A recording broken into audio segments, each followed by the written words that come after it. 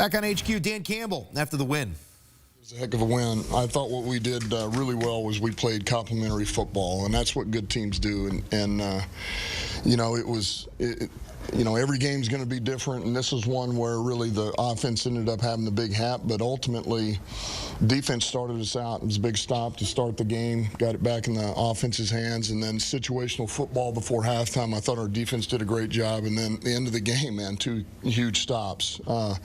So it was great, man. Put points on the board offensively. A number of guys played really well, and I was proud of them. Speak to the performance of Jared, 18, almost 300. It was really almost a perfect day down. Yeah, well, I just gave the game ball to somebody else, so I feel awful right now.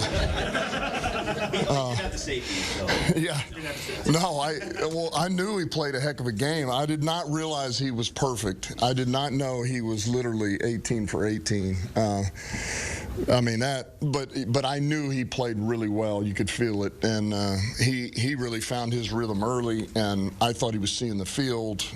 Played with rhythm. He had to move a little bit in the pocket.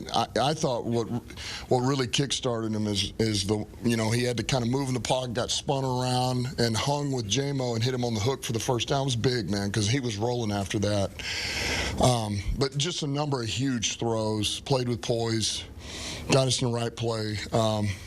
You know, it was a heck of a play down in the red zone on the catch. Good throw by Saint. You know, been working that. So I just thought it was excellent. You know, and credit to Ben Johnson too. I thought he called a heck of a game. It was a good game plan, and really everybody on that offense, you know, stepped up and found a rhythm today. Who got the game ball? I gave it to J-Mo. Gave it to J-Mo and Kirby. There was a number of blocks in this game that J-Mo really caught our eye, and then that catch he had was huge. I mean, it was one of the few snaps, if not the only, of cover zero we saw, and that was big. You know, that was a big play. How important was it for this offense to kind of get on the court to get going? And, you know, it's been limited the first 3 games, but how important was it for you guys to rely on that part of the game? Yeah, listen, it's good to see, you know, and this is what we've all been. We knew this was coming offensively. Everybody did, and that's why you can't worry about this and that. You can't, you know, start panicking. You can't, well, you just work, you know, and you clean everything up. And, you know, we talked about red zone, and the things that have been designed and the work that we put into it from the players, the coaches. That's what you do, you know, and we worked, and it showed. So, you know, we found our rhythm. Every week's going to be different. You know, this was a little bit of a track meet, whereas, you know, these first few games have been more of these low scoring. Our defense has been able to, you score 20 points, you're winning, you know, and so every game's different. You find a way to win the one in front of you, and you don't worry about anything else other than the one in front of you. Another big offensive play, David Montgomery, the catch that he had, that 40-yarder broke up. Yeah, it's unbelievable. I mean, this guy is unbelievable. He is. I mean, I don't. It's just, you know, I would never not block for that guy ever. I mean, because the play is never over with him. It's just not. It is not over, and he'll keep any play alive. He's a strong runner. You know, he can will himself to make things happen, and he's tough. He's relentless. He's resilient. He's everything you want in the back. Did you get the sense that this could be a track meet? I know your defenses were playing well coming into this one, but it's been high scoring between you guys. No, but look, I know this.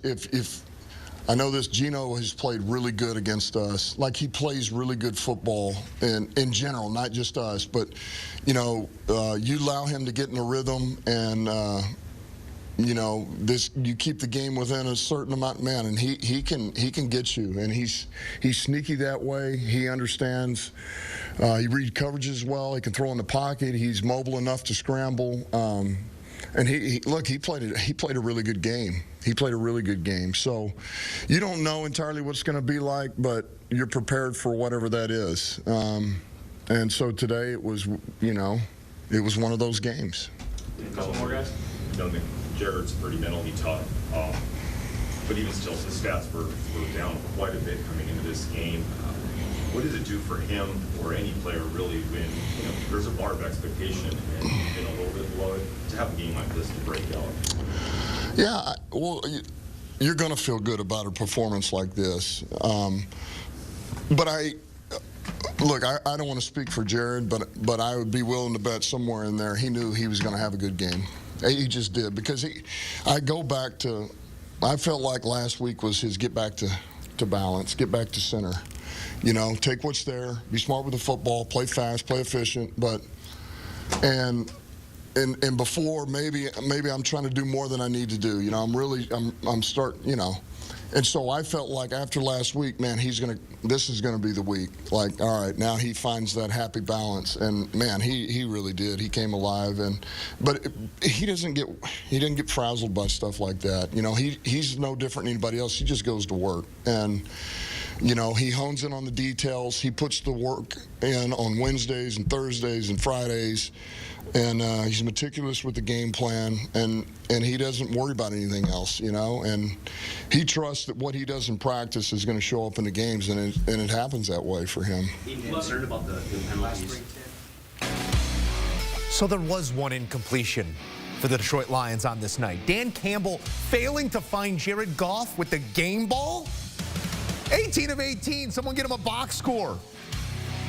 They'll feel all the warm fuzzies heading into their bye week. It is an early bye. A lot of football from week 6 to the finish line. But this is a Detroit Lions team built for that sort of run. Now 3-1 as they head into the bye.